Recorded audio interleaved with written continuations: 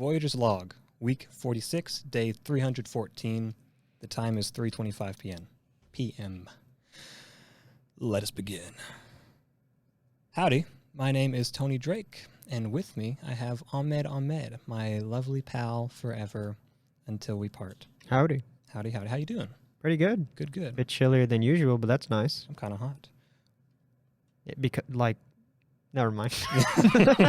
Welcome to the show, to Voyagers Path. And this show, for those of you who haven't seen it before or listened, we are a podcast focused on progressing in life through self-development, discipline, and cultivating wisdom.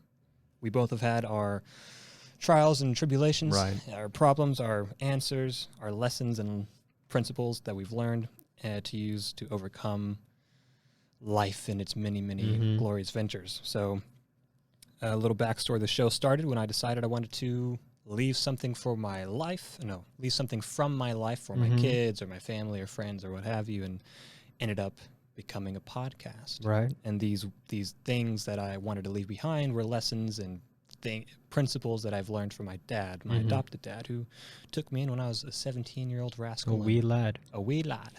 And here we are today. So this episode is it's a take two, if you will. We last couple weeks back we had an episode that I'm bringing this up because we had an interview in between the then and now with good old Tracy Jackson. Yeah, great guy. Yeah, we're like time traveling right now, actually. Okay. Isn't that cool? Like Inception. Yeah. And we referenced it a couple times, the term that I brought up in this take one. A bad term? Well, no, just a term. Okay. And the term is called the nuts. And I went into detail as to the history and where I heard it and why I used it. And I still didn't like it. And actually no one liked it. Oh, who would have thought? Not me. Like I said, I thought I hit the nail on the head with that one. But you were just so confident that it was going to be perfect that you didn't check with the co-host. Anyway, so there was a principle in that episode which can be... Which I thought was good. Yeah, thank you. So that can be taught and attained without the verbiage. Without the unprofessional term. Well, depends on the profession. Am I right? You know, awful. Boo. So throughout this episode, we're going to be referring to something called imminently qualified. And what does that mean? Imminently qualified. Well, actually, the technical definition couldn't tell you. All I do know, well, yeah. I like a definition. Being the best you can be, the top tier. So, for those of you who have listened to Jocko Podcast, here we go, or are familiar with the fitness report for the Marines, there is a tier that is called the imminently qualified Marine, and so whenever you're in the Marines and you do the fitness report on an individual and you're assessing their professionalism, their work ethic, and yada yada. Performance? Yeah. You, at the end of it, put them in a category. And the very top is the eminently qualified, and it's kind of like what you're trying to be. The goal. Yeah. The very top. Yes. Now, in talking with my dad and in listening to a couple podcasts about the qualifications and what it actually is, it's more of this, how do you say, unattainable thing. Like, you are not going to ever be this eminently qualified being because it's almost as saying you're perfect. Subjective? What do you mean by that? Well, I mean, the best that you can be interpreted to someone else. Like, my best can be different from your best. Right, yeah. So, it's, okay, relative to the... Yeah. Okay, I see. Is that what you're saying, or...? Well, yes and no. There is something to be said about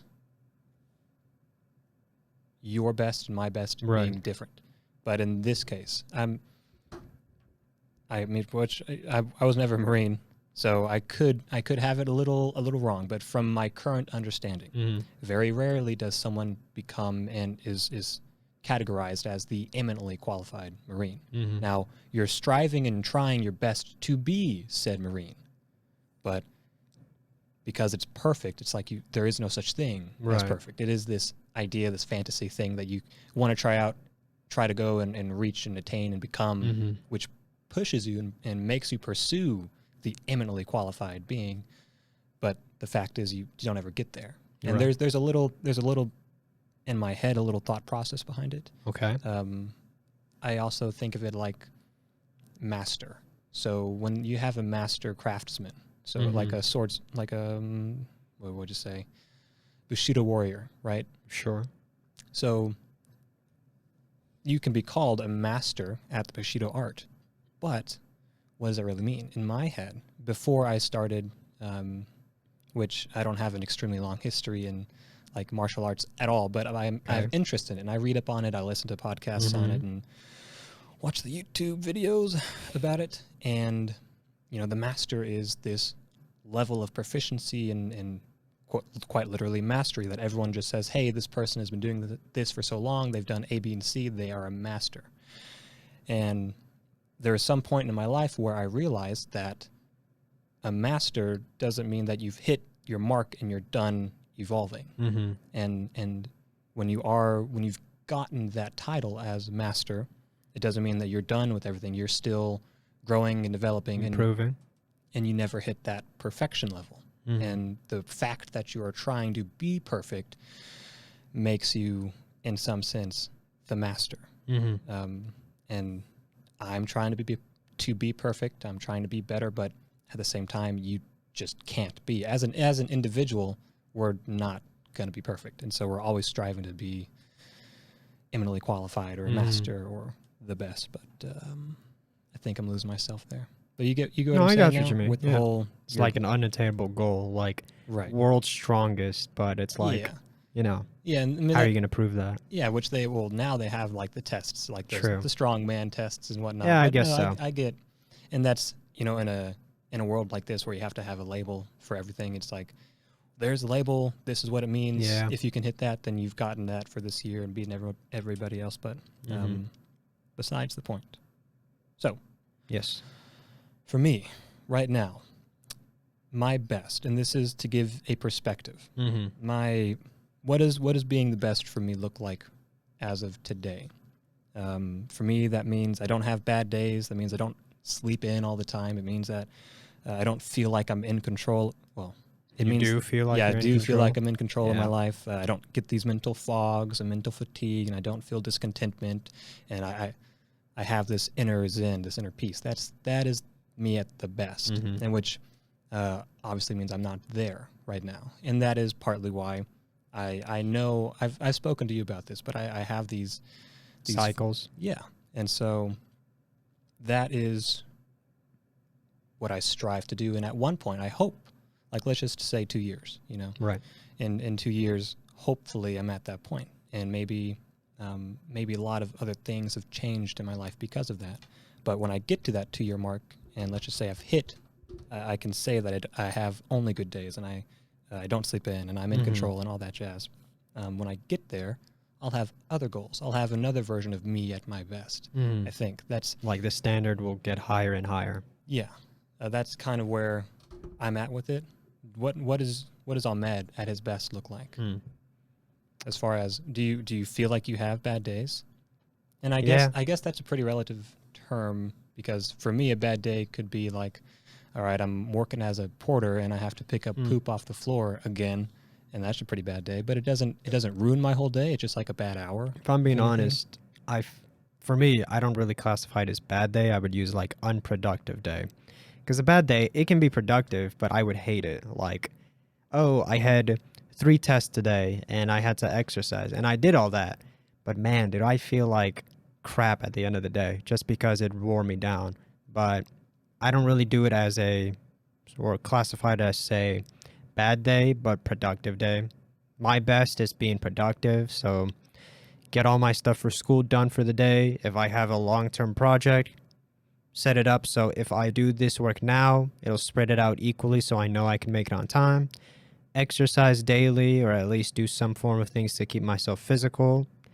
Do my job, complete all the tasks I have to be, and then at the end of the day, I have some time for myself. What was that last part? Complete your job? Yeah. What came after that? Have some free time. No, like, did you say complete all the tasks? Got it. Okay. So if I were to come to you, like right now, if I were to come to you and say that, man, I don't know, I'm not feeling myself recently. I don't feel in control. I don't know if I really am about this life. You know, I don't even feel like I should be having this podcast because I feel like a fraud. If I were to come to you and saying that, I feel like I'm off the tracks. What would you tell me? What would you try to do for me, or let me think about, or? So first, I'd see if it's anything else going on in life to see like, oh, is it really him feeling he's unproductive, or did he have like a breakup and it's just getting to his head? Yeah. But if it's something like, oh, I don't feel like I have control, I would just say, reevaluate a lot of things, try to do like a to-do list. A to-do list is a really easy way to take more control of your life. Okay, today I'm going to do my homework, exercise for 30 minutes. Let's say only play video games for an hour, check up on family and stuff like that. And then at the end of the day, you can compare your to-do list or your planner, however you set that up, and you'll be like, okay, today was a good day because I did all of my to-do list, all my tasks for the day. Or, okay, not the best day. I need to work on that. And I see that, I've been lacking on exercise, so I have to pay more attention to that. So, all right, so help me clarify something here, because we had talked about the cycles before that I fall into, right. Which it is it's a silly cycle. No, it happens to a lot of people. No, like man, I don't know. I don't know, since I was 17. Whenever I was taken in by Calvin and he started instilling these principles in me, I have never felt like I've been kind of like in the green. You know how the emergency is the red, and then you have the green. You mean like in the clear? No, well, maybe. I'm trying to think of like an analogy. Maybe, but it's like, when something's overheating, you have the green where it's nice and cool, and then you have the overheating where it starts to go into the red. That little. So stable. Yeah, but you know what I'm talking about? Like, you've never seen. I know what you're talking about. I don't know what that has to do with. So like, I've never felt like I've been in the green for longer than like a couple weeks. And so you had said that, okay, I go back and I look at my day, and okay, maybe I'm slacking here. I think where I fall off is because I don't adjust. So what would I need to be doing different? Because for me, I've written out a list, and I've sat down for like I've had an unproductive day. Like I don't know. I used to hate the weekends a whole lot. Not really. No, I used to hate the weekends. No. Well, because I'd work at Cottonwood Market, and it's you work during the weekends. It's like which I love the job. Oh man, it's a fun job. Only downside is I'm also the janitor. But that's really it. And so I would have to be up and out of the house by like 9, which isn't it's not bad. No, it's not bad. But that's like the earliest out of the week that I have to be out of the house is by 9. Ew, I can hear you drink that. It's a good mic. Gross.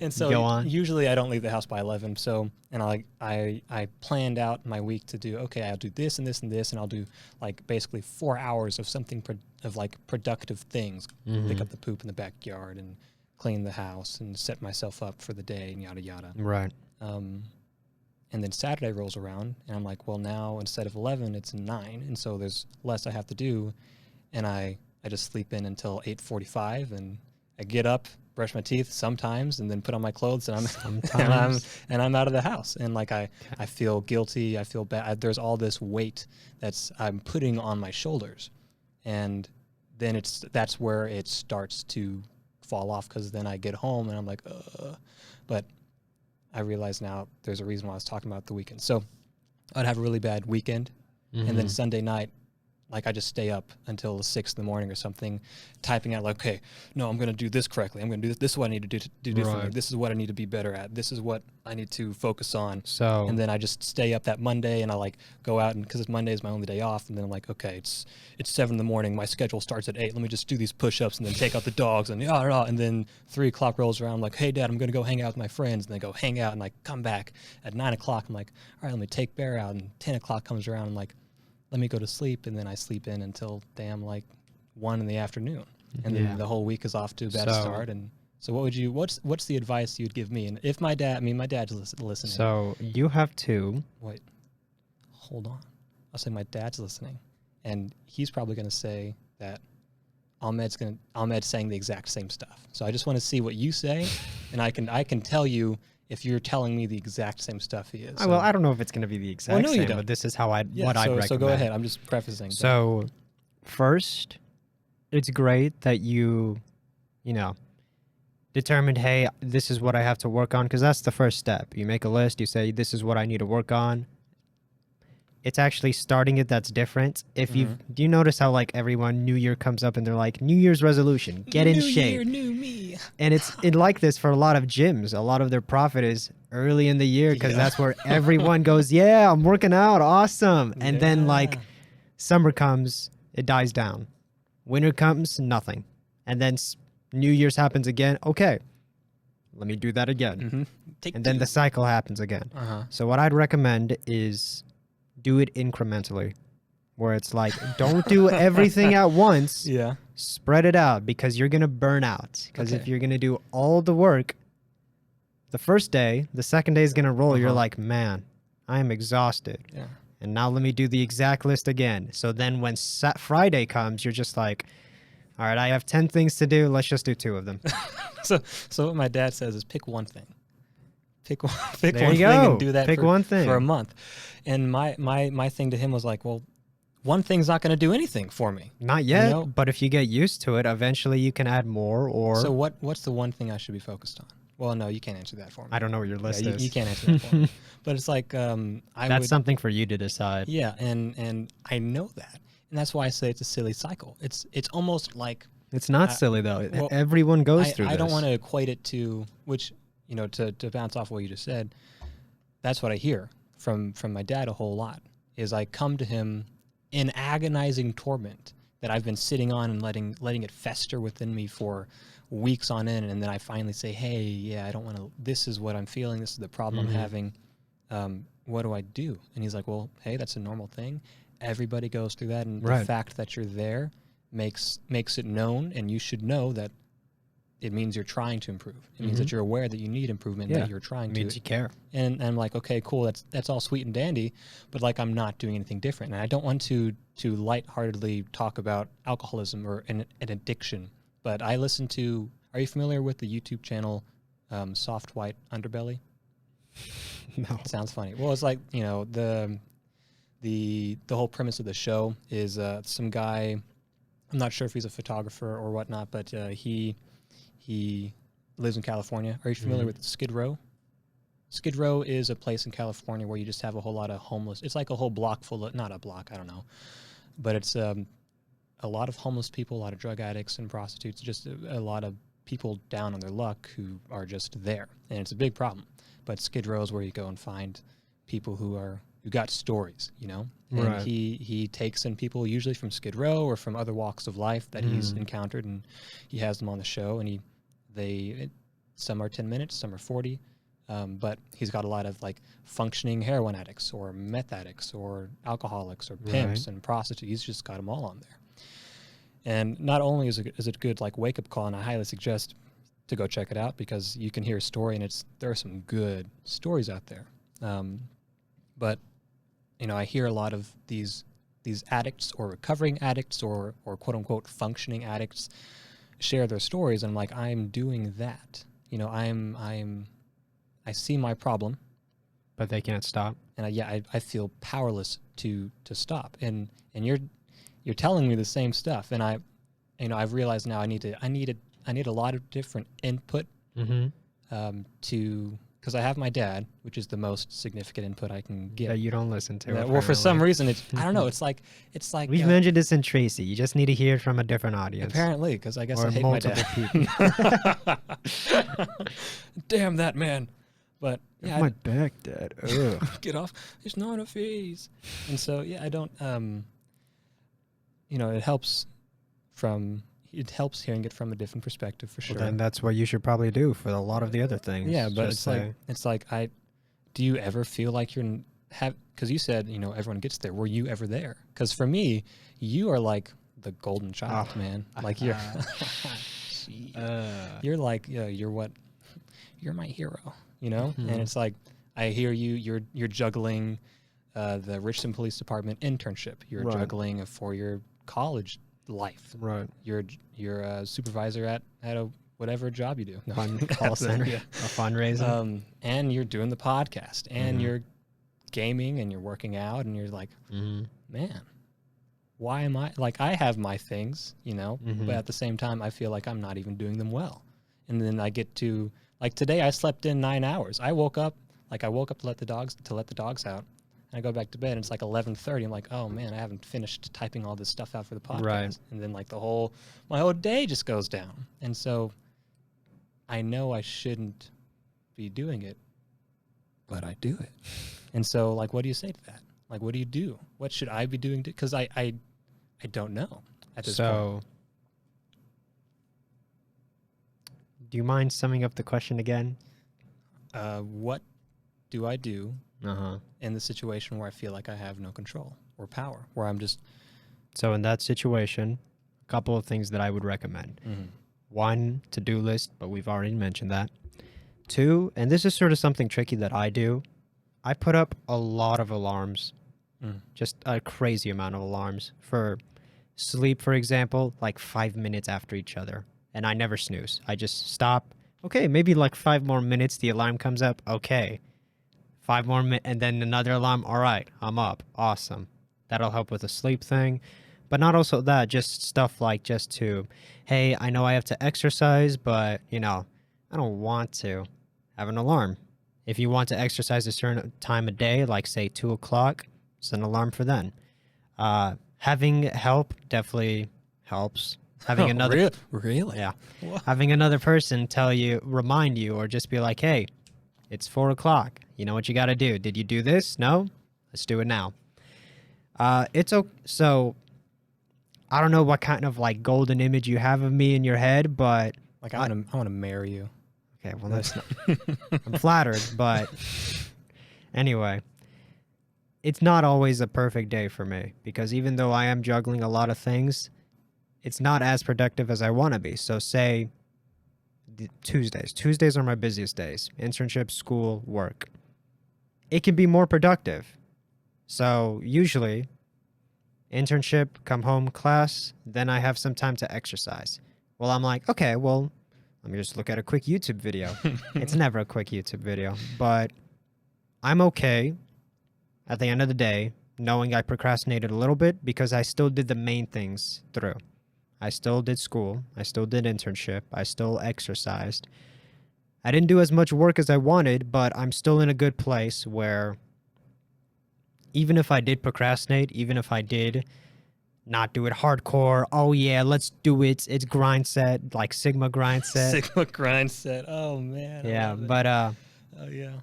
you know, Okay. it's okay if you're not 100% productive. You just need to get the main points through, or just get one thing through. Okay.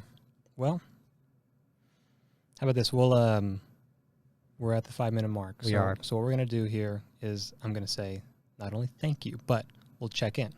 And I'll check in, and I'll not Like just in saying, future episodes. yeah, the next step. Then well, not quite literally the next one, because we're about to record that. But I mean next time we're here, and maybe that can be a little section, like a quick 5-minute Quick check-in update or something. Yeah. But okay, well, thank you for your input, Sure. and I will get with you about implementing that a bit more. But like I said, my dad's listening to this, and he's shaking his head, or he's talking to his client saying this guy's an idiot, because all the same stuff. You hear he's this guy? saying. You hear this idiot? But well, I guess real quick, well, because I also had this other thing typed out, but I think We are running out of time. oh shush, I'm just going to say we'll save the bit that I have here, which I'll share with you for the next, not for this next one, but The update, the Sure, next time. Sure, Yeah. sure. Okay, so wrapping up. Sure. Those who are hearing this, just FYI, hopefully you can take from this the idea of imminently qualified. And all it is being the best you can be, which clearly you're never going to be perfecto No. 100%. but it is something that you're trying to aspire to be and trying to get to, and you have things in place to get you there. So we'll talk a bit more about that as time goes on, as our shows come out, but that's all the time we have for right now. So For this episode. I don't have my book with me, but I'm pretty sure I have it memorized. Well, let's So see. I'm gonna do that part. To future and health, good fortune and wealth. Oh man. You got this? No man. Okay. Oh, I can edit this part too. Two So lessons that last for life. all the stress is away. Let's see. To future and health, Uh-huh. good fortune and wealth. Right. To discipline and sacrifice, Mm-hmm. to lessons that last for life. Mm-hmm. To live for honor and for glory. Death will come. Be extraordinary. You got it. There we go. All Yeah, right. you don't need the book. And the song we're going to end on, go check out Kiss from a Rose by Seal. Have you ever heard of that song? No. Oh, my Lord. A lot of the songs you recommend, I don't hear. Oh, it's a good one. Yeah, apparently it's popular for its time. I heard it like a For few its weeks. time, is it old? Yeah. Well, I mean, I'm not sure how old. It's not our generation. Maybe it is. I don't know the date, man. Lay off me. So I didn't say anything. go check it out. I'll show it to you on the ride home. It's a good song. Right. Any hoodles. Thank you, lovelies, and hope love finds you, and hope Hope whatever. life treats you well. Yep. All right. Take care. Catch you later.